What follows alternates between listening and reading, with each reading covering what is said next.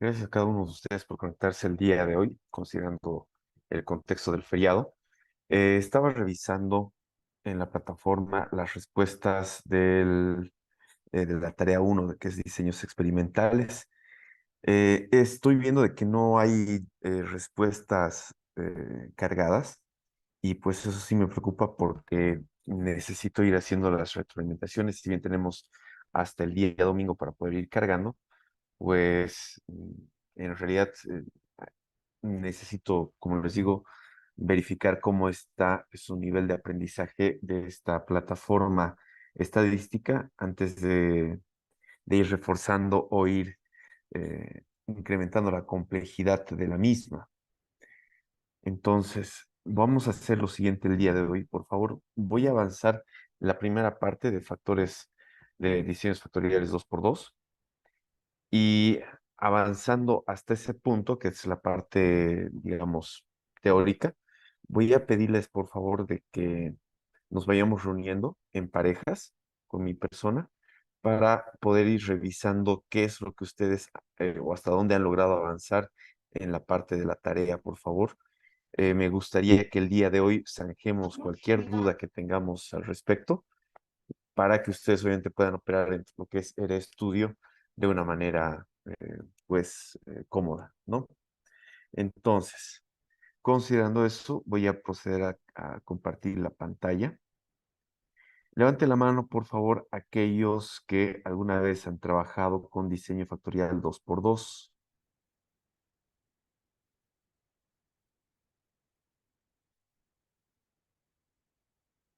¿Alguien alguna vez tuvo alguna experiencia con diseño factorial 2x2? Ok, vamos a pasar entonces un poquito de esta parte teórica.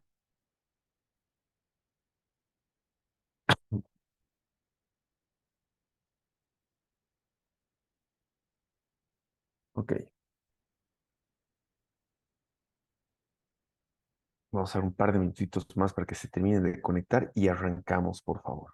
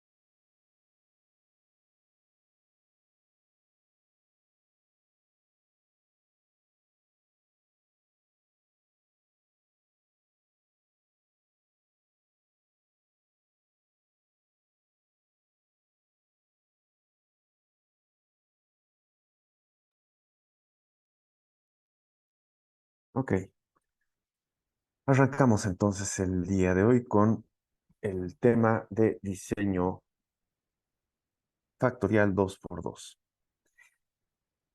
Hay algunas características que corresponde hablar con respecto a este tipo de diseño experimental dentro de lo que es el campo de estadística. Primero que su mismo nombre nos dice, o sea, vamos a revisar el comportamiento de dos factores y cada uno de estos factores van a contar con dos niveles. ¿Ok? Algunas de las características que podríamos mencionar de este tipo de diseño factorial, como hemos dicho, son dos factores. ¿Ok? Vamos a tener combinaciones de los niveles. Cada combinación de niveles de los dos factores eh, van a poder ser denominadas, por ejemplo, célula de diseño, que más adelante vamos a ver cómo esto se va conformando a partir de una matriz bien sencillita. Por ejemplo, si tenemos el estudio sobre el efecto de la temperatura y tiempo de exposición eh, en incubación, por ejemplo, tendríamos entonces cuatro células de estudio, ¿no? Alta temperatura y un tiempo prolongado, alta temperatura a corto tiempo, baja temperatura a largo tiempo, baja temperatura y corto tiempo, ¿no? En pocas palabras, vamos a ir haciendo una combinación de estos factores y de los niveles. Después, vamos a tener que hacer un análisis de interacción. Este tipo de diseño factorial nos da la capacidad de analizar las interacciones entre los factores. Y eso es algo positivo dentro de lo que es el análisis. ¿Ok?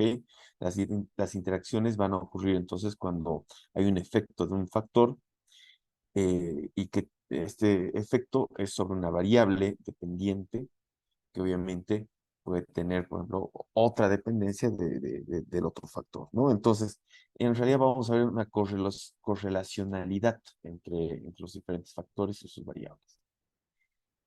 Em,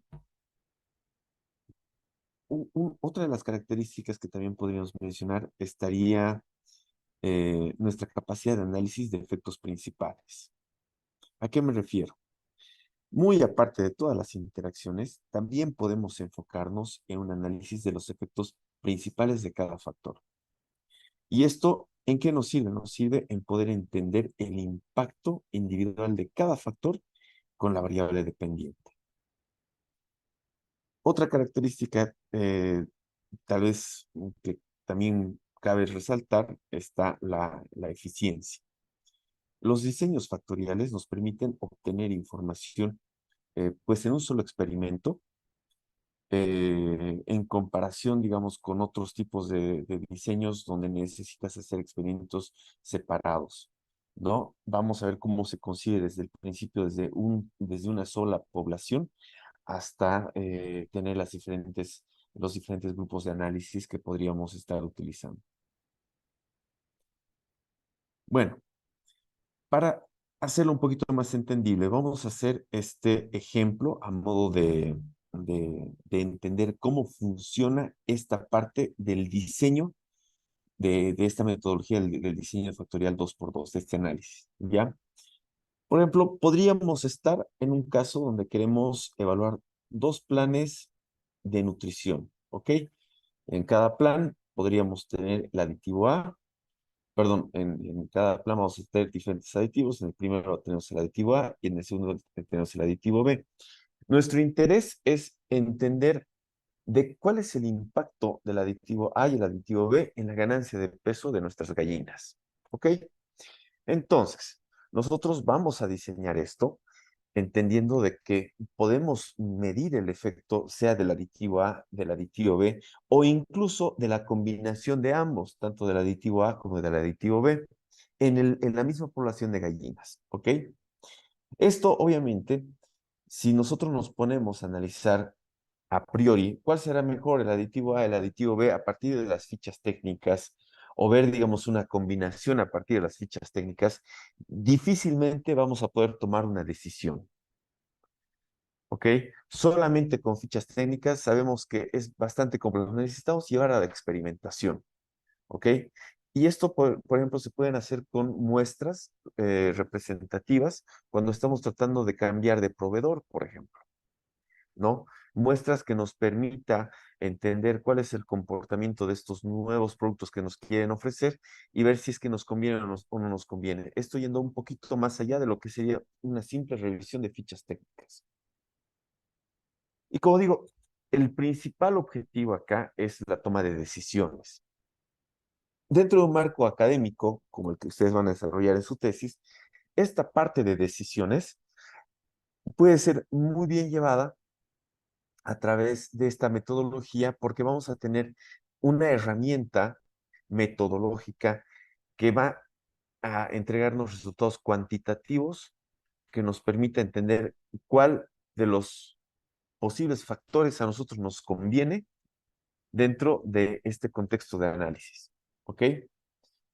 Hace rato hablábamos, por ejemplo, de que podíamos combinar nuestras variables para ver cuáles podrían ser los posibles efectos. Pero para eso necesitamos ordenar un poquito cuáles van a ser las variables que van a estar en juego dentro de este análisis. ¿Ok? Por ejemplo, podríamos tener dentro de nuestra población 4 grupos, decíamos. ¿Ok? Estos 4 grupos van a tener que ser organizados con respecto a la exposición que van a tener hacia el fármaco, hacia el producto. ¿De qué forma? Nuestra población A, ¿ok?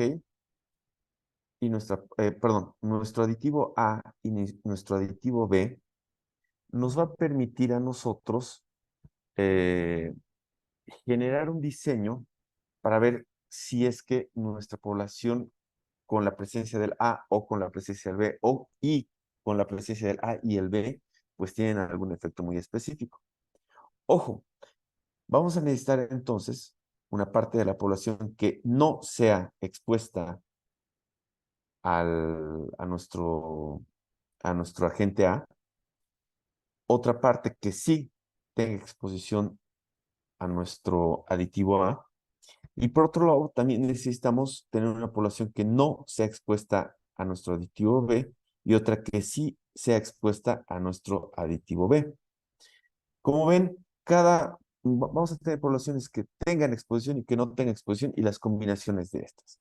Por ejemplo, el primer grupo, el primer grupo dentro de este cuadrante que formamos acá, no va a tener exposición al B y no va a tener exposición al A.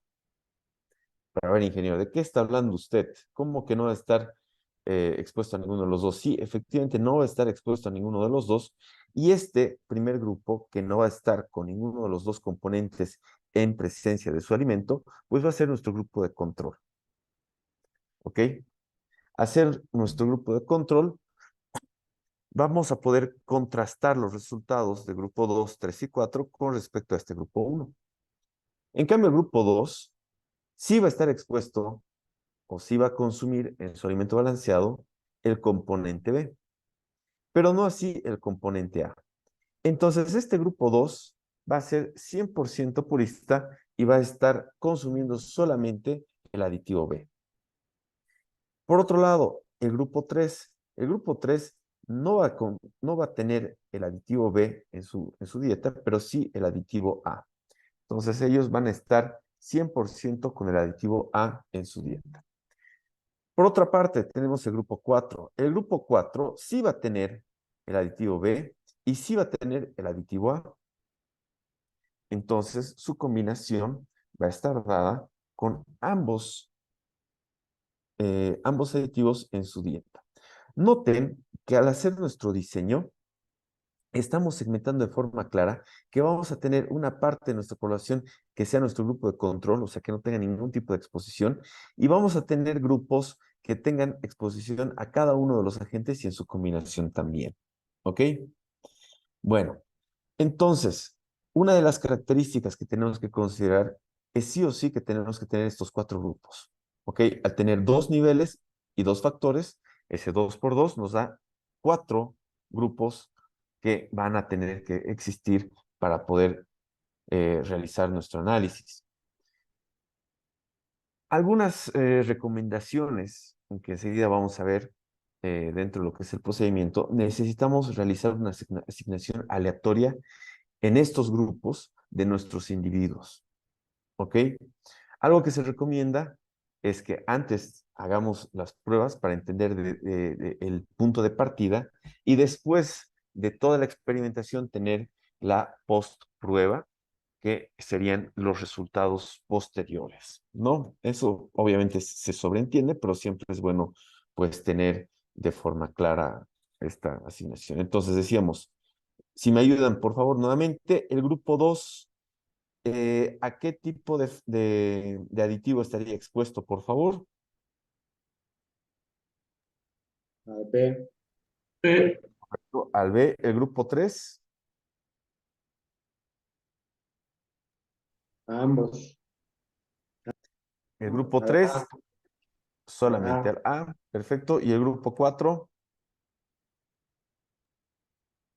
A ambos. correcto, A y al B. No obstante, el grupo 1 no está en contacto con ninguno de los dos, porque por lo tanto va a estar contemplado como nuestro grupo de control. ¿Ok? Bueno, como decíamos, primero tenemos que hacer nuestras pruebas iniciales.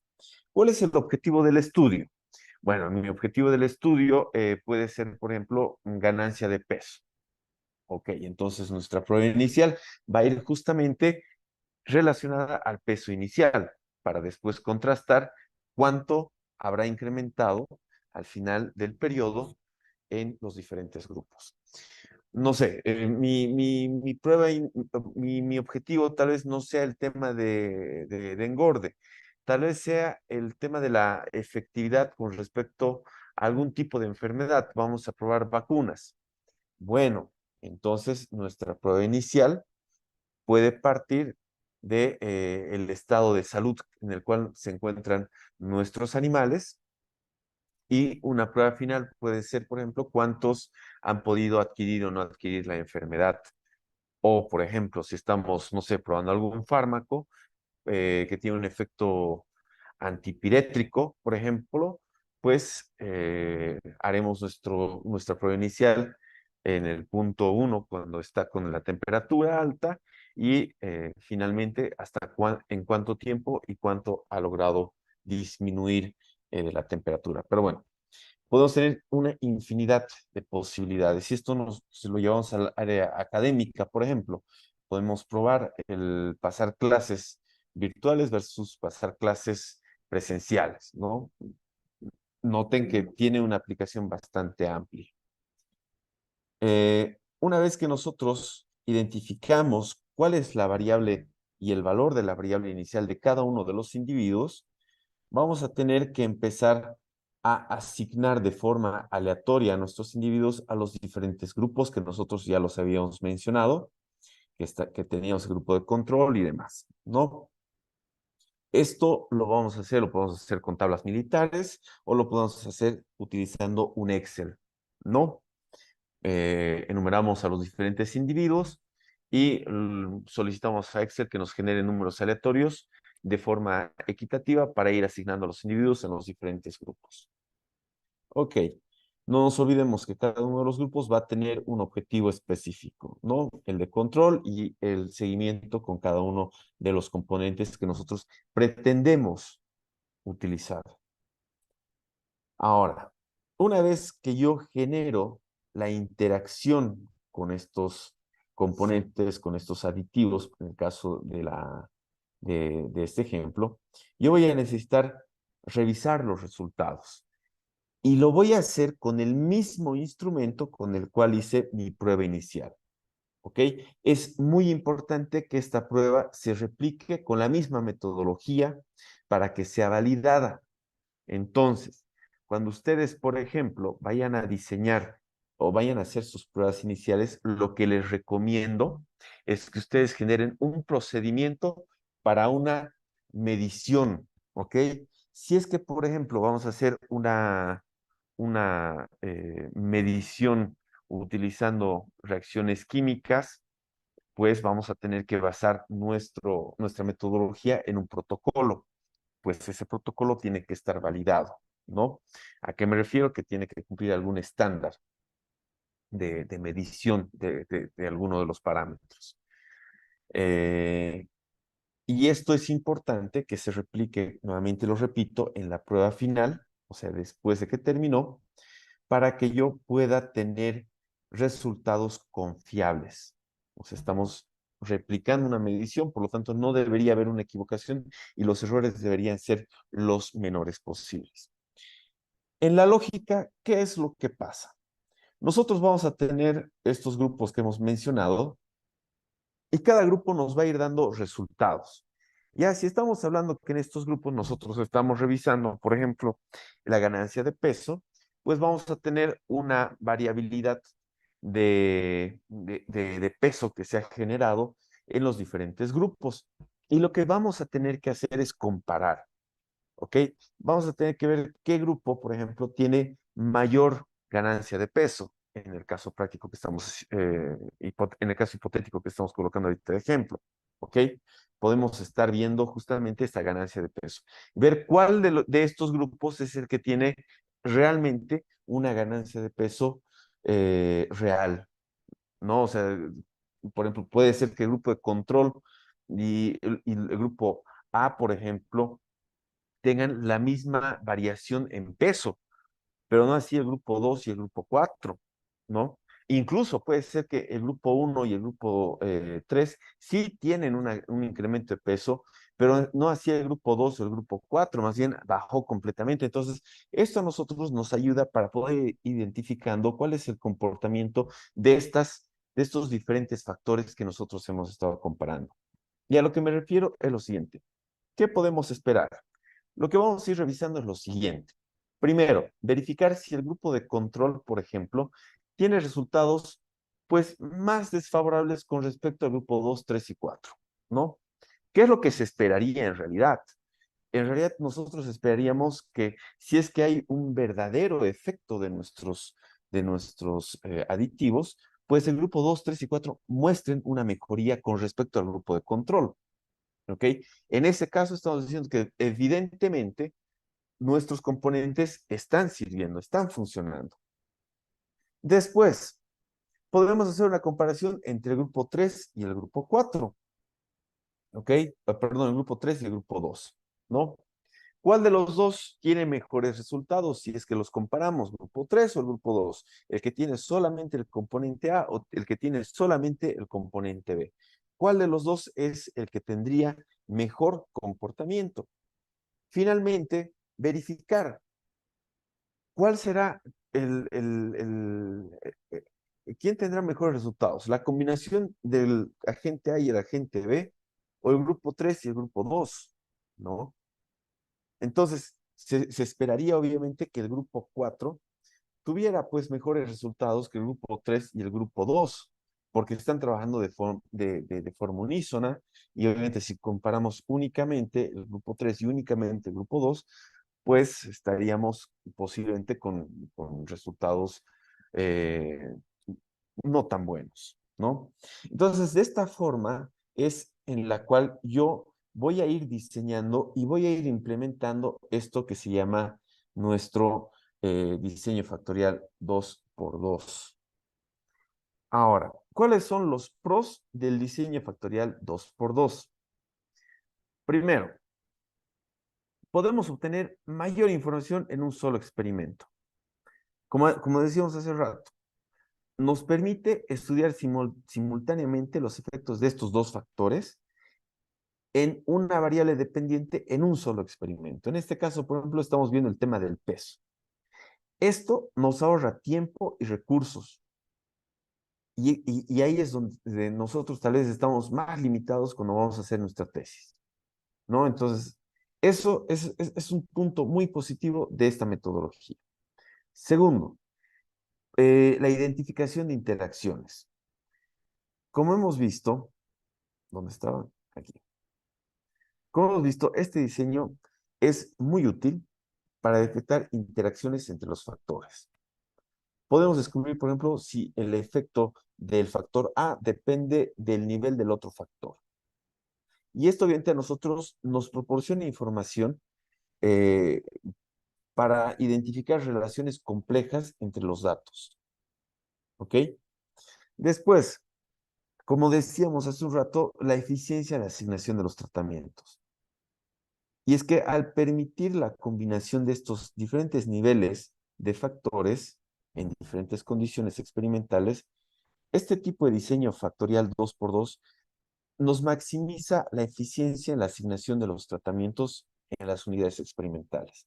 Y es que si lo vemos aquí, por ejemplo, es súper sencillito. En esta matriz 2 por 2, pues ya tenemos todas las combinaciones habidas y por haber.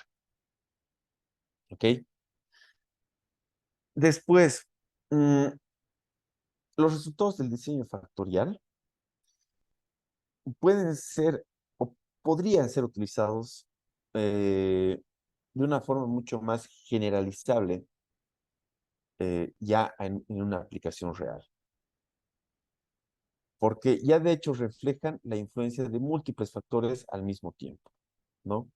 De hecho, por ejemplo, nosotros si vamos a hacer este tipo de experimentación en granja, eh, o sea, sabemos que todos los individuos están durante ese tiempo expuestos a los mismos factores de estrés, de temperatura, de asignación de jaulas, de limpieza y de otros. Entonces vamos a poder generalizar de mejor forma ya en la aplicación real. Ahora, dentro de las contras, a ver, ¿qué podríamos decir? De hecho, vamos a necesitar tratar de gestionar muestras mucho más grandes. Para que realmente sea representativo, sabemos perfectamente en estadística que necesitamos que nuestros tamaños de muestra pues sean grandes, ¿no? Y esto, el objetivo principal es la confiabilidad. Obviamente, si vamos a estar con muestras más grandes, puede llegar a ser también más costoso y puede requerir también un poquito más de tiempo por la cantidad de individuos que vamos a tener que gestionar. Después, bueno, también relacionado, digamos, con este tema de los recursos, que podríamos decir, por ejemplo, como necesitamos requerir más recursos, incluido del tiempo de investigación, porque tenemos que hacer un análisis de cada uno de los individuos. También, obviamente, el costo de los materiales y la cantidad de equipos necesarios puede llegar también a ser un poquito más costosa en cuanto a la cantidad de recursos que vamos a necesitar. Después, bueno, de hecho, como es un 2 por 2, tenemos limitado todo nuestro análisis a dos factores, ¿no? Entonces, si nuestro estudio, por ejemplo, implica más de dos factores, puede ser que necesitemos un diseño factorial de mayor orden, ¿no? Un 3 por 2 y otros, ¿no? Y esto obviamente puede aumentar mucho más la complejidad y la demanda de recursos. ¿Ok? Obviamente se puede escalar a un 3 por 2 a un 2 por 3, bueno, podemos escalarlo, no hay ningún problema. Pero como les digo, ahorita en el 2 por 2 tenemos la característica de poder hacer este tipo de comparaciones y pues tener también resultados a la mano de una forma pues mucho más eficiente, ¿no? Considerando obviamente los posibles contras que no está dicho que sí o sí va a ser de esa forma, pero sí cabe resaltar que podríamos tener la presencia de estas pequeñas limitantes dentro de lo que es el desarrollo de esta herramienta. ¿Ok? Bueno, pues, conforme a lo coordinado al inicio de clases, hasta esta parte estaríamos avanzando. De todas formas, en la plataforma, en el link que tenemos de Excel, está el código del diseño factorial 2 por 2 que lo vamos a tener que desarrollar el día de mañana. Lo que vamos a hacer a continuación, voy a asignar, por favor, grupos de 2 personas. Y lo que voy a pedirles, por favor, es de que abran las aplicaciones que ustedes han estado desarrollando, la programación que ustedes han estado desarrollando en ERE para el diseño completamente aleatorio. Recordemos que tenemos esta tarea pendiente, si bien es hasta el domingo, pero yo necesito ver ahorita que qué tipo de dudas tuvieran, porque mi objetivo y el objetivo que tienen ustedes es aprender a utilizar esta herramienta, pero de una forma práctica. Entonces, sí necesito pulir las dudas que tengan para que lo puedan desarrollar, por favor. Voy a proceder entonces en este momento. Voy a habilitar grupos aleatorios.